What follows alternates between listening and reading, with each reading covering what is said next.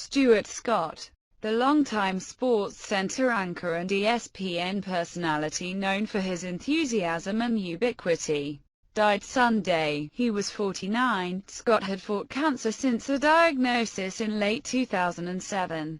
The network said, but remained dedicated to his craft even as he underwent chemotherapy, radiation and surgery. ESPN President John Skipper said in a statement that Scott was a true friend and a uniquely inspirational figure, and that his energetic and unwavering devotion to his family and to his work while fighting the battle of his life left us in awe, and he leaves a void that can never be replaced.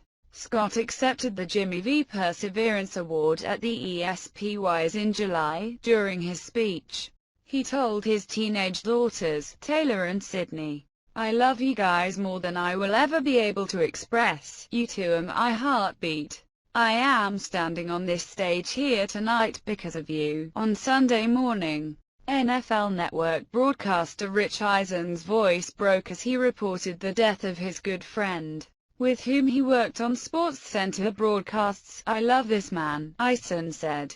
ESPN anchor Hannah Storm called him our colleague, our friend and our inspiration as she reported the news. On the network's NFL pre-game show, Chris Berman said, "Stuart made ESPN what it is. He made us better people." Born in Chicago, Scott attended high school in North Carolina. After graduating from the University of North Carolina in 1987, Scott worked at 3 TV stations in the southern U.S. before joining ESPN for the 1993 launch of its ESPN2 network. Hosting short sports updates segments, he often anchored the 11 p.m. SportsCenter, where he would punctuate emphatic highlights with "booyah" or "note a slick move" as being as cool as the other side of the pillow.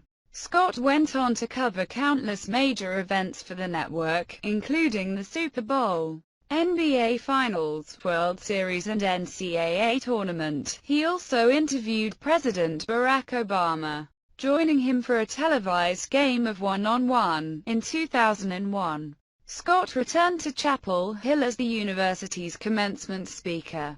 Scott was first diagnosed with cancer in November 2007 after he had to leave the Monday night football game between Miami and Pittsburgh to have his appendix removed. Doctors discovered a tumor during surgery. He underwent chemotherapy again in 2011. Scott made a point of continuing to live his life, at work and outside of it, who engages in mixed martial arts training in the midst of chemotherapy treatments. Skipper said in ESPN's statement, who leaves a hospital procedure to return to the set.